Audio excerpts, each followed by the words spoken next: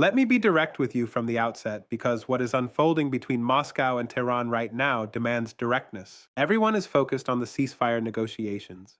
Everyone is asking whether Israel maintains air superiority. But what we are witnessing is not a continuation of the old strategic balance. It is not another round of the same conflict we have watched for decades. What we are witnessing is the end of Israel's primary military advantage in the region, and it is happening through a weapons transfer that most Western media outlets are either ignoring or fundamentally misunderstanding. I am looking at intelligence assessments that have been circulating among European defense analysts for the past 96 hours. What they describe is not a shipment of small arms. It is not artillery pieces or drones or the kind of conventional weaponry we have become accustomed to seeing transferred between allied nations. What they describe is the deployment of between 4 and 6 S-500 Prometheus air defense batteries to Iranian territory, with Russian technical personnel accompanying them. These are not S-300 systems. These are not even the S-400 systems that Turkey purchased and that caused such controversy within NATO. These are S-500 systems, and if you understand what that means, you understand why this represents the single most significant shift in Middle Eastern military power dynamics since Iran's nuclear program began. In the next 20 minutes, I am going to walk you through exactly why this transfer fundamentally alters the regional balance of power, why Israel's Air Force can no longer operate with the impunity it has enjoyed since 1967, and why the United States is scrambling behind closed doors to prevent what it now recognizes as an irreversible strategic defeat. This is the kind of analysis you will not find on cable news networks because it requires understanding technical military capabilities, geopolitical motivations, and historical patterns that do not fit into 3-minute segments. Subscribe now if you have not already, because what we are covering today is being actively discussed in defense ministries across 3 continents. Let's start with the technology itself, because you cannot understand the implications without understanding what the S-500 actually is. The S-500 Prometheus is Russia's most advanced air defense system, designed specifically to counter 5th-generation fighter aircraft, stealth technology, hypersonic missiles, and ballistic missiles traveling at speeds up to 7 kilometers per second. The system can simultaneously track more than 100 targets and engage 10 of them at ranges exceeding 600 kilometers. To put that in perspective, the entire width of Israel from the Mediterranean coast to the Jordan River is approximately 135 kilometers at its widest point. A single S-500 battery positioned in western Iran could theoretically provide coverage over Tel Aviv, Jerusalem, and Haifa simultaneously. According to reporting by Defense Intelligence Review and confirmed by multiple European military analysts, the S-500 operates on frequencies and tracking methodologies that make it extraordinarily difficult for conventional electronic warfare systems to jam or deceive. Unlike the S-300 and even the S-400, which rely primarily on radar tracking, the S-500 integrates optical tracking, infrared detection, and multi-spectrum analysis. This means stealth technology, which works by reducing radar cross-section, becomes significantly less effective. The F-35 fighter jets that form the backbone of Israel's offensive strike capability were designed to evade radar-based air defense systems. They were not designed to evade the kind of multi-layered detection the S-500 employs. Commander Dmitry Volkov, formerly with the Russian Air Defense Forces, has stated publicly that the S-500 was engineered specifically with American and Israeli air assets in mind. And I am quoting him directly here. The system was developed during a period when NATO expansion and Israeli strikes in Syria created an operational requirement for air defense capabilities that could neutralize Western air superiority.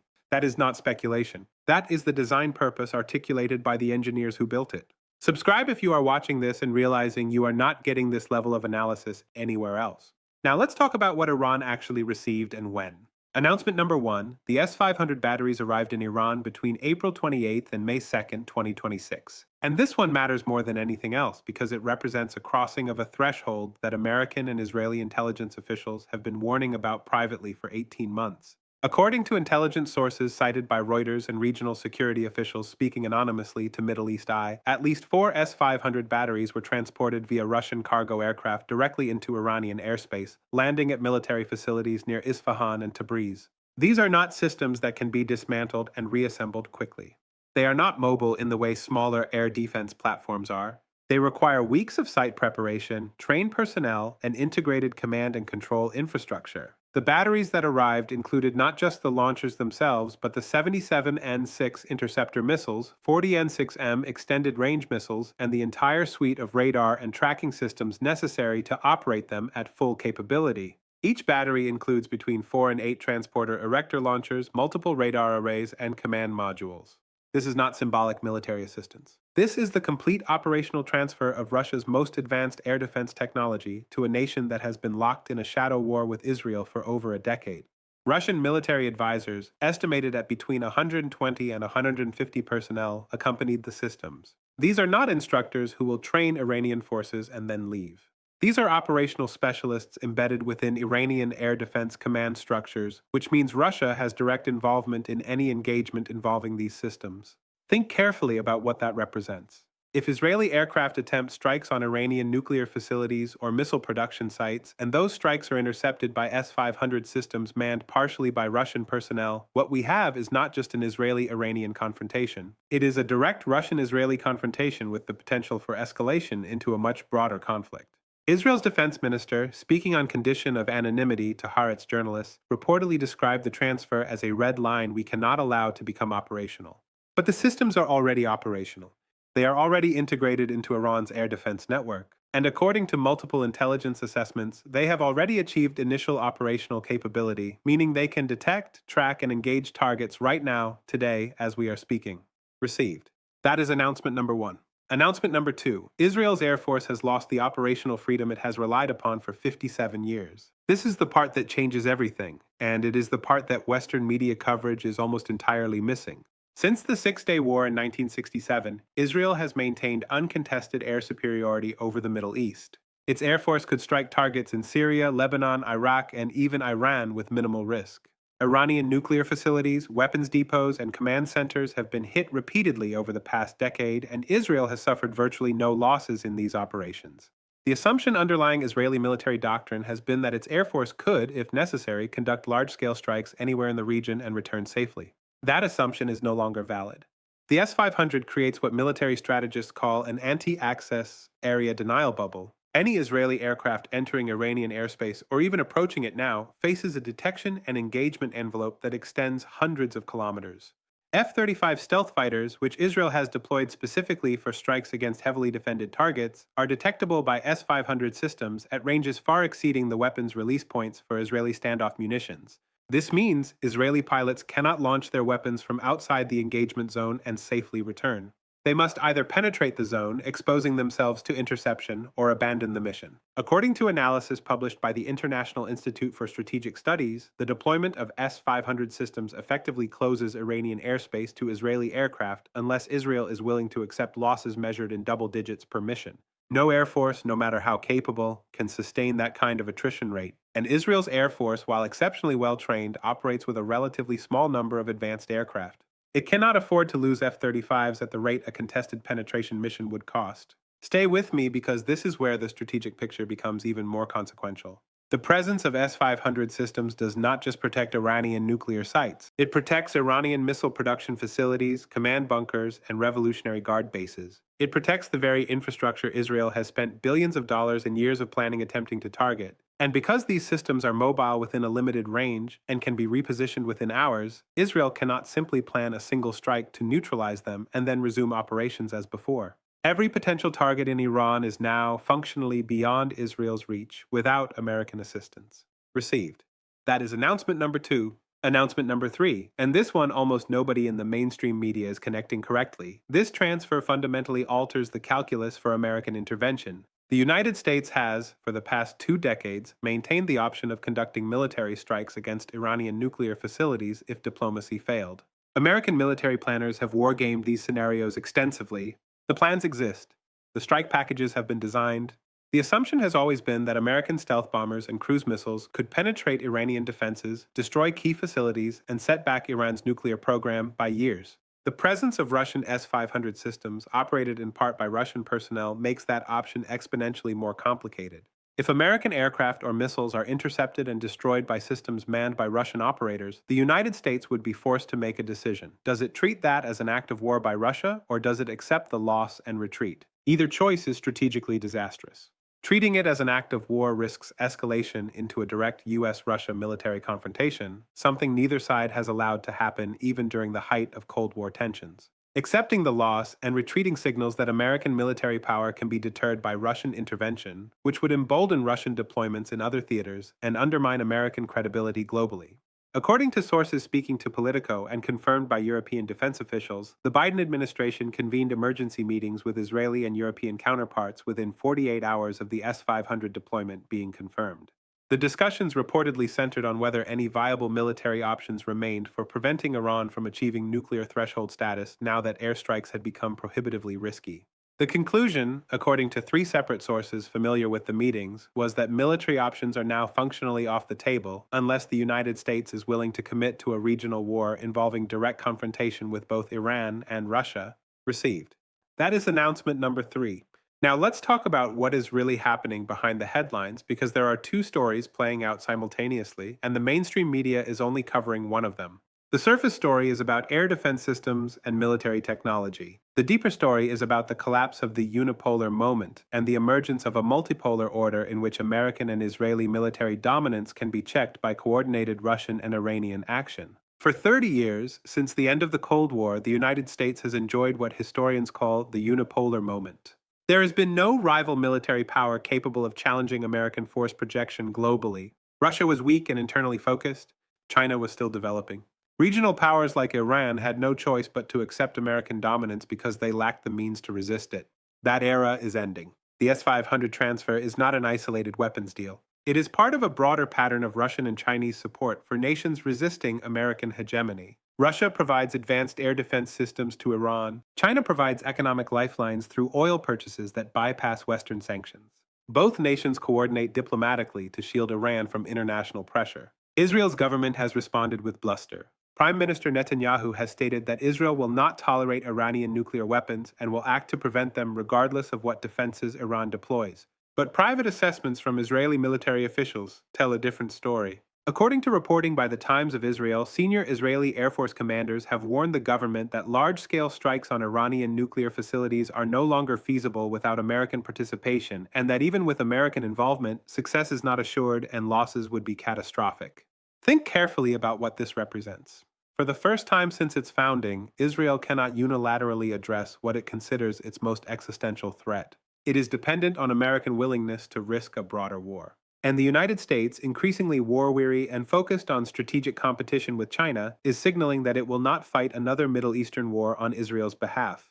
Secretary of State Antony Blinken, speaking at a closed-door session with European allies, reportedly stated, "We cannot guarantee Israeli security if Israel's definition of security requires military options that would drag us into conflict with Russia." If you are watching this and you are Israeli, or if you have family in Israel, what is happening is not an abstract geopolitical shift. It is a fundamental change in your country's security posture. If you are American and you have been told for years that American military dominance is unquestionable, what is happening in Iran right now is evidence that that dominance can be challenged, contained, and in some cases, defeated by adversaries willing to coordinate their actions and exploit American reluctance to escalate. This pattern has repeated throughout history, and every time it repeats, the outcome is the same. During the Peloponnesian War, Athens and Sparta went to war for 27 years. Both sides exhausted themselves. Their treasuries were depleted. Their populations were decimated by plague and constant warfare. Both believed they were fighting for survival. And who won? Macedon. Philip II of Macedon, and later his son Alexander, watched the two greatest Greek powers destroy each other and then swept in to conquer all of Greece and eventually Persia. Athens and Sparta never recovered. The parallel here is exact. The United States and its allies have spent 2 decades focused on the Middle East. Trillions of dollars.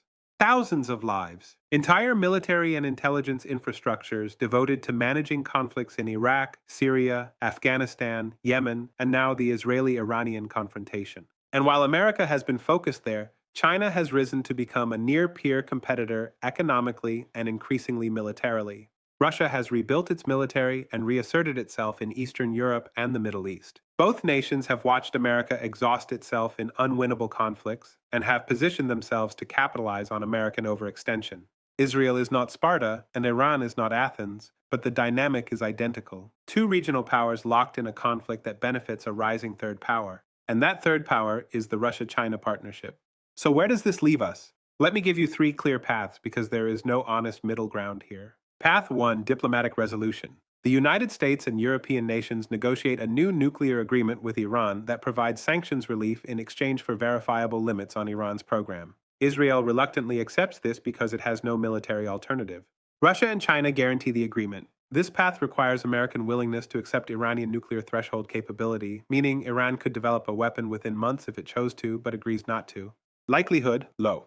Israel's government has staked its entire political identity on preventing any Iranian nuclear capability, and American domestic politics make another Iran deal nearly impossible. Path 2, frozen conflict. Israel and Iran settle into a Cold War posture in which neither side can decisively defeat the other. Israel cannot strike Iranian nuclear sites because of the S-500 systems. Iran cannot strike Israeli cities without triggering massive American retaliation. The conflict continues through proxies in Lebanon, Syria, and Yemen. This is essentially the status quo, but with higher stakes and greater risks of accidental escalation. Likelihood, moderate to high. This is the path of least resistance for all parties, but it is unstable and could collapse into Path 3 at any moment. Path 3, regional war. Israel, facing an imminent Iranian nuclear breakout, conducts strikes despite the S-500 systems, accepting heavy losses in the belief that it has no choice. Iran retaliates with missile strikes on Israeli cities. The United States is drawn in. Russia faces a decision about whether to defend its personnel operating the S-500 systems. The conflict spirals into a broader regional war involving multiple state actors and potentially direct U.S.-Russia confrontation. Likelihood, low but increasing. Every month that passes without a diplomatic resolution increases the pressure on Israel to act, and every month that passes gives Iran more time to advance its program. I think we are closer to Path 2 than the headlines suggest, but with a slow drift toward Path 3 unless something changes dramatically. The reason is simple. Israel cannot accept an Iranian nuclear weapon, and Iran cannot surrender its program after investing 20 years and billions of dollars into it. The S-500 systems have removed military options, but they have not resolved the underlying conflict. What they have done is raise the cost of war to a level that makes it catastrophic for all parties. Whether that is enough to prevent the war is the question we will be answering over the next 12 to 24 months. Here are the questions I want you to take away. First, if Israel cannot unilaterally defend itself against its primary threat, does the U.S.-Israel alliance still function as both sides have understood it for 70 years? Second, if Russian weapons transfers can neutralize American and Israeli air power, what prevents Russia from making similar transfers to other American adversaries? And third, if military options are off the table, does Iran now have a clear path to nuclear weapons regardless of Western opposition? Tell me in the comments what you think the Israeli government does next. Tell me if you think the United States will ultimately support Israeli strikes despite the risks, or if you think America has decided that the Middle East is no longer worth the cost. We will keep tracking every development in Tehran, Moscow, Tel Aviv, and Washington. That is what this channel does every single day. Subscribe now. Share this analysis with everyone in your network who is trying to understand what is actually happening in the Middle East beyond the sanitized headlines. Turn on notifications so you do not miss the next update because this situation is evolving rapidly and the decisions being made right now will shape the next decade of global security. We will see you in the next analysis.